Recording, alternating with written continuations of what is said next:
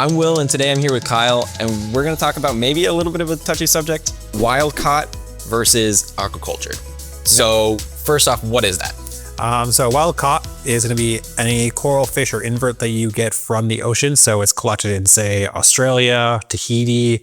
I would say Hawaii if it was still open, but it's kind of limited right now. But anything that you're getting that's actually from the ocean, was born, lived, and grew up in the ocean, and that is going through the supply chain, coming into LA in most cases, and then to your local fish store or retailer of choice, and then into your aquarium.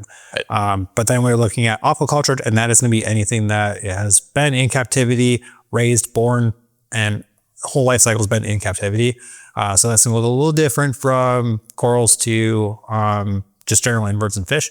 Corals, that looks like your aquaculture facilities. So things like Top Shelf Aquatics, Worldwide Corals, those places that have facilities where they're growing out corals and they're dragging them. So most of the time your corals are going to be asexually fragged and been in captivity for decades, if not more, especially for those like classic corals. Right. And then inverts and corals, or inverts and fish, I should say.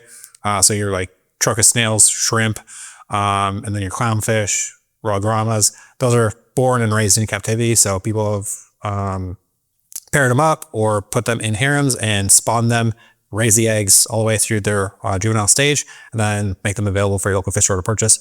And then they're in your aquarium. So they've never seen the ocean. They don't know what the ocean is. Right. All they know is your glass box aquarium and reef setup and nothing else. So there's some pros and cons to both. I think we should dive into it. Where do you want to start? Yeah, I think there's an honorable mention too, mariculturing. Yeah. It's where you take captive coral and you grow them in the ocean. And so it's kind of an in-between. And I will say, we're not really going to touch on that subject too much, but I think it's a pretty decent and pretty cool idea. Yes. But one of the big things that I'm kind of passionate about and sometimes makes me feel a little guilty is big fish. I really like, especially like really big tangs. They have a soft spot in my heart. This tank has a few big tanks. My favorite is the Achilles. But the reality is that none of them really are captive bred currently. And for me, that's a little heartbreaking, but it does mean that most of them are coming from the ocean. And so anyone with a big tank, if you want a really big fish, it does mean most likely they're going to have to come from the ocean. I've seen some change about that, but mainly I see a focus on nano fish, small fish. What are your thoughts on that? Yeah, I think a lot of that comes down to it's really hard to spawn and rear pelagic spawners. So right. Your tangs, they usually require a very large tank. Like if I'm not mistaken, I think like the first captive bred tanks were bred in like 1,500 gallon cylinder tanks. Yeah, but big like circles. 20 or so more individual fish. So upfront cost of just like even getting that started is crazy expensive. But then just the larvae and eggs themselves are super, super tiny.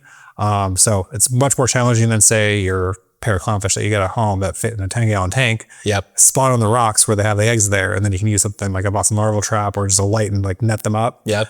The larvae are a lot bigger, easier to feed, so you can start feeding them with something like rotifers versus having to culture specific copepods to feed them. So yeah. It's a little bit different as far as just like the size of the fish. It just happens to be smaller fish are a little bit easier to rear because the larvae start off a little bit bigger, generally speaking. But there's been a lot of advances. There's a lot of new captive bred fish available out there. I know there's a couple different places that are really pushing the envelope, like Bali aquaculture out in, I think it's like Sri Lanka. Oh, no, sure. Yeah. Somewhere out there about Bali actually. Yeah. Or Biota is partnering with a lot of facilities that are pushing the envelope with captive rearing of fish as well. Yes. But then there's also just the homegrown aquaculture people that are just really passionate about pushing forward the hobby and making sure that we can keep fish that might get blocked off from collection in the wild, especially like Hawaii as an example. People really push for captive breeding those Potter's Angels, and Biota has them. Highly desired. So yep. There's a good reason to push forward and really test the boundaries with that. But yeah, all of them are small. I think that is really what it comes down to. I've had clownfish babies on accident, right? So I've never had a tang baby on accident. I think that's really what it is. Some of them are a little bit easier than others. And really, I think a lot of times it does come down to maybe funding, maybe some other space issues, size issues. So ultimately, I think it's progressing towards that direction. Yeah.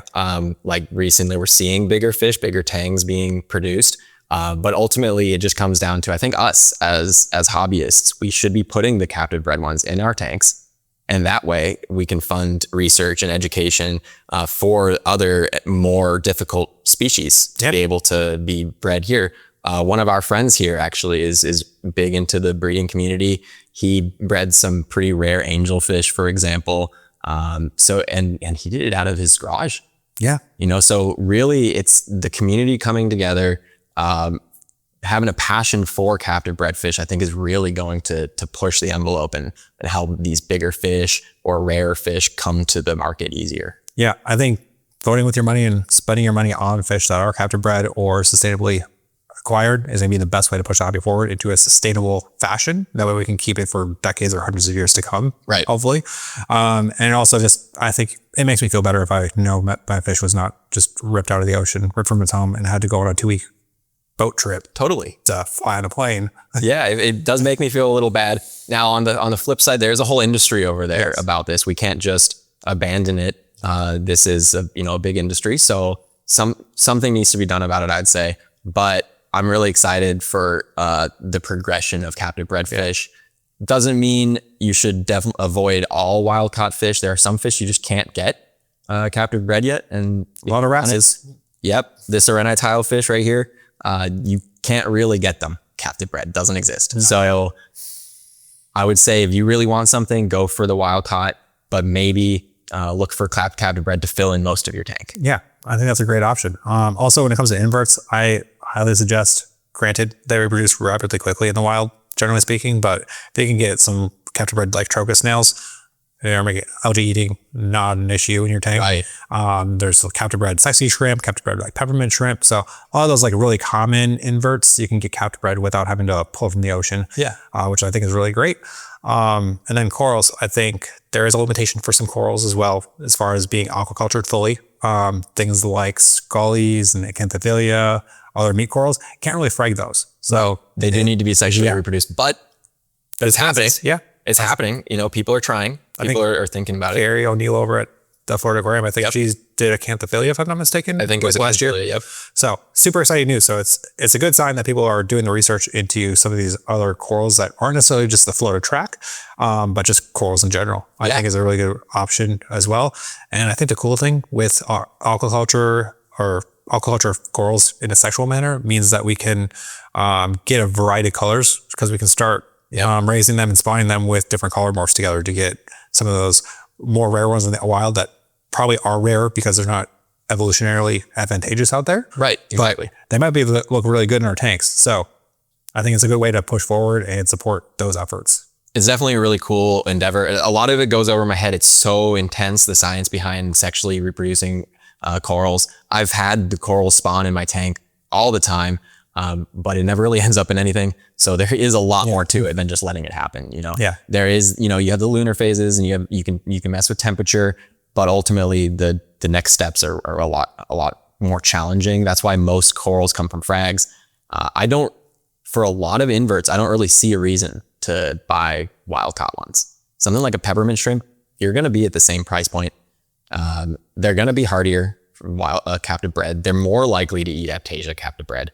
They're just a better choice. They also, when they spawn, they make a lot of babies. Lots of babies. No shortage. Yep. Yeah. So anything like that, like trochus snails, same thing. There's really no reason. They're just going to be hardier. They're going to be less likely to have pests on them. It's just a better, more logical choice. And some things like some corals, things like green slimers, occasionally you still see them come in wild. There's so many of them captive. I don't really understand a reason to get it wild. You can get one that's captive. It's acclimated to LEDs or T5s, whatever they're running. It's acclimated to maybe less stable conditions than an ocean is. So they're just a more logical choice for me. Yeah, they're gonna hit the ground running a lot faster. Yeah. Regardless of what category of aquaculture you're looking at, I think it's just a better route to go where you can. Yep. I understand, can't go all the time yet, but I hope that we can push the envelope and make that happen, make it more common, make it more readily available. Yeah, ultimately we as hobbyists get to decide where the hobby goes.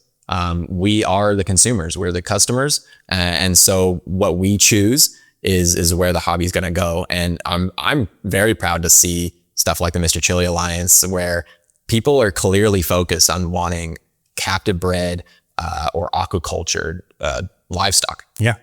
I've seen it all the time. Like I do social media here day to day, but I see it all the time where people are appalled to see the conditions that some of the wild caught things come through. So Right. I think it's better that we preserve the environment as best we can, do our part to sustain the ocean that we love. Otherwise, we wouldn't be having aquariums in the first place. Exactly. So anything else that you want to add to our topic today? I think we covered it. I think so too. Have a good one. See ya.